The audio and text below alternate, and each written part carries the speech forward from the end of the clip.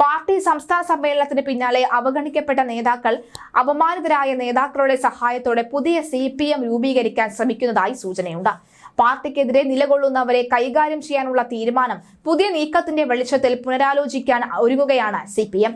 പുറത്തായവരെ അണിനിരത്തി പുതിയ ഫോറത്തിന് ശ്രമിക്കുകയാണ് CPM. പത്മകുമാർ ഉൾപ്പെടെയുള്ളവർ വിട്ടുവീഴ്ചയ്ക്ക് തയ്യാറായി എന്ന മട്ടിൽ വരുന്ന വാർത്തകൾ പച്ചക്കള്ളമാണ്. CPM സംസ്ഥാന സമിതി അംഗങ്ങളുടെ പേര് പുറത്തു വന്നതിന് പിന്നാലെ CPMനുള്ള സഖാക്കളുടെ അതൃപ്തി സമൂഹ മാധ്യമങ്ങളുടെ പുറത്തു വന്നിരിക്കുകയാണ്. പാർട്ടിക്കെതിരെ പരസ്യ വിമർശനം ഉയർത്താത്ത N. സുകന്യ പരോക്ഷമായാണ് ഒരു കുറിപ്പും ഫോട്ടോയും പങ്കുവച്ചത്. പാർട്ടിക്ക് നിയന്ത്രിക്കാൻ കഴിയാത്ത വിധത്തിലാണ് സമൂഹ മാധ്യമ വിമർശനം പൊട്ടിപ്പുറപ്പെട്ടിരിക്കുന്നത്.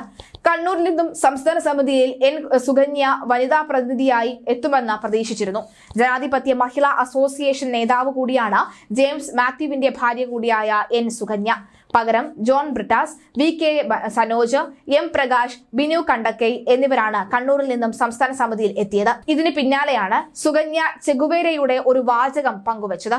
ഓരോ അനീതിയിലും നിങ്ങൾ കോപത്താൽ വിറയ്ക്കുന്നുവെങ്കിൽ നിങ്ങൾ ഞങ്ങളുടെ സഖാവാണ് എന്നതാണ് ഈ വാചകം.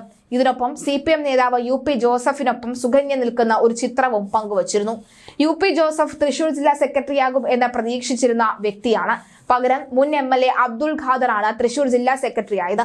ഇതോടെ UP ജോസഫ് സംസ്ഥാന സമിതിയിൽ ഉറപ്പായും എത്തും എന്ന പ്രതീക്ഷയും ഉണ്ടായിരുന്നു. ഇതും നടന്നില്ല. പകരം ഉന്നത വിദ്യാഭ്യാസ മന്ത്രിയായ R. ബിന്ദുവാണ് തൃശൂരിൽ നിന്നും സംസ്ഥാന സമിതിയിൽ എത്തിയത്. ജില്ലാ സെക്രട്ടറി എന്ന നിലയിൽ അബ്ദുൾ ഖാദറും എത്തി.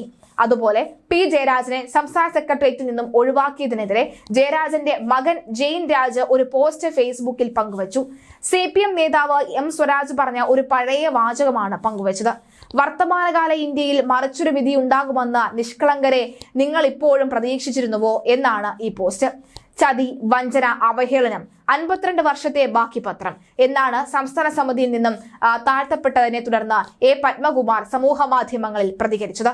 പാർട്ടിയിൽ പ്രവർത്തിക്കാത്തവർക്ക് സ്ഥാനക്കയറ്റം നൽകുന്നുവെന്ന മന്ത്രി വീണ ജോർജിനെ സംസ്ഥാന സമിതിയിൽ എടുത്തതിനെ വിമർശിച്ചുകൊണ്ട് പത്മകുമാർ പ്രതികരിച്ചിരുന്നു. കടകംപള്ളി സുരേന്ദ്രനും പാർട്ടിയോട് കലഹത്തിലാണ്. CPMൽ സംസ്ഥാന സമ്മേളനത്തിന് പിന്നാലെ ഉയരുന്നതും അസാധാരണമായ പ്രതിഷേധമാണ്. സംസ്ഥാന കമ്മിറ്റിയിലും സെക്രട്ടേറിയറ്റിലും ഇടം പിടിക്കാത്തവർ മുൻപൊന്നുമില്ലാത്ത തരത്തിൽ ശക്തമായ പ്രതിഷേധ സ്വരമാണ് ഉയർത്തിയത്. എങ്കിലും സമയത്ത് എതിർ ശബ്ദങ്ങൾ ഉയർത്തുകയോ സ്വന്തം താൽപര്യം മുൻനിർത്തി പ്രവർത്തിക്കുകയോ ചെയ്തവരെ തിരഞ്ഞുപിടിച്ച വെട്ടിനിരത്തുകയാണ് ചെയ്തിരിക്കുന്നത് എന്ന ആക്ഷേപമാണ് പാർട്ടിക്കുള്ളിൽ തന്നെ ഉയരുന്നത്. പാർട്ടിയിലെ വിഭാഗീയത അവസാനിച്ചുവെന്ന മേനി പറയുമ്പോഴും ഒരു വിഭാഗത്തിന്റെ മാത്രം കൈകളിലേക്ക് പാർട്ടിയെ എത്തിക്കുക എന്ന ലക്ഷ്യത്തോടെയുള്ള നീക്കമാണ് ഇതെന്നും ആക്ഷേപമുണ്ട്. പാർട്ടിയുടെ പുതിയ സംസ്ഥാന സമിതി അംഗങ്ങൾ വെള്ളിയാഴ്ച യോഗം ചേർന്ന പാർട്ടി കോൺഗ്രസിന്റെ മുന്നോടിയായി കരട് രാഷ്ട്രീയ പ്രമേയം ചർച്ച ചെയ്യും. മന്ത്രി വീണ ജോർജിനെ സംസ്ഥാന സമിതിയിൽ ക്ഷണിതാവാക്കിയതിന് എതിരെ മുതിർന്ന നേതാവ് A. പത്മകുമാർ ശക്തമായി പ്രതിഷേധിച്ചത് പാർട്ടി നേതൃത്വത്തെ ഞെട്ടിച്ചു. വിവാദങ്ങളില്ലാതെ സമ്മേളനം അവസാനിപ്പിക്കാൻ കഴിഞ്ഞുവെന്ന് നേതൃത്വം അഭിമാനിക്കുന്നതിനിടയിലാണ് അപ്രതീക്ഷിതമായി പത്മകുമാർ രംഗത്തെത്തിയത്.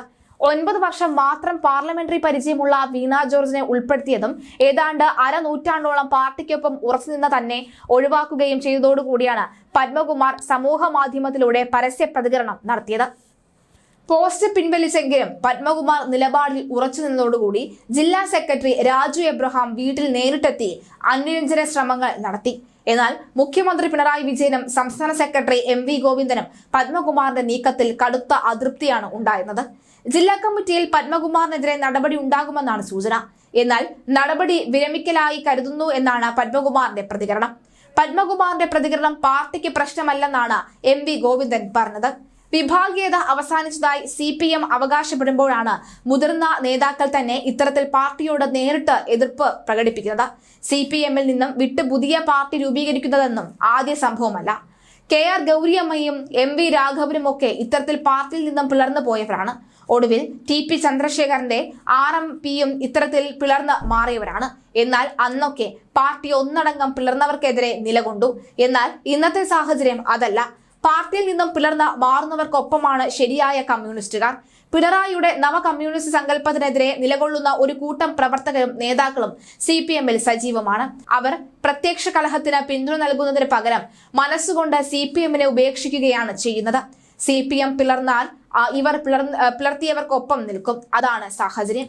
വരുന്ന നിയമസഭാ തെരഞ്ഞെടുപ്പിൽ മൂന്നാം ഊഴത്തിന് കാത്തിരിക്കുന്ന പിണറായിയുടെ ഹൃദയത്തിലേക്ക് ഏതുന്ന അമ്പായിരിക്കും ഇത്.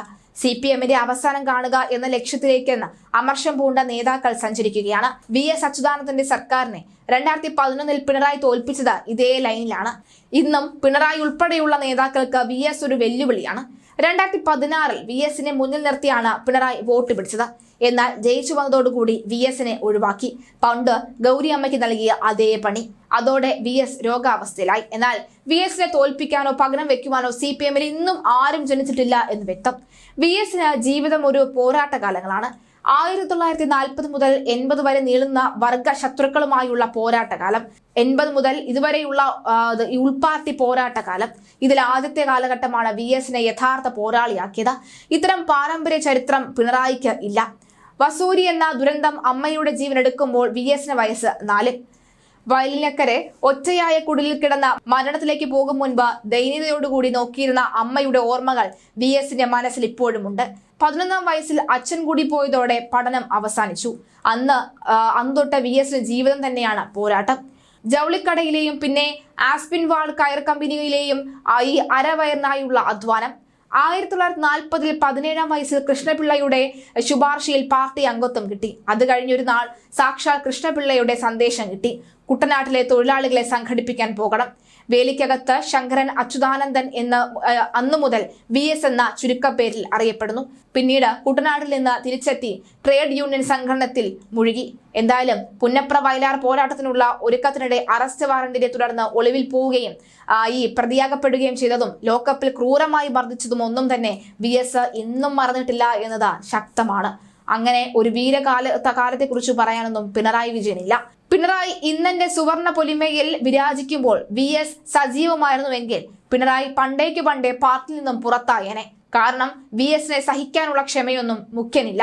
ഇത്തരം നേതാക്കളെ കാലത്തിന്റെ പുഴുക്കുത്തായി കരുതുകയാണ് പിണറായി. തന്റെ ഇംഗിതങ്ങൾക്കൊപ്പം നിൽക്കാത്തവരെയൊക്കെ പിണറായി പുറത്താക്കും. G സുധാകരനും തോമസ് ഐസക്കും ഒക്കെ പുറത്താക്കപ്പെട്ടത് ഈ സാഹചര്യത്തിലാണ്.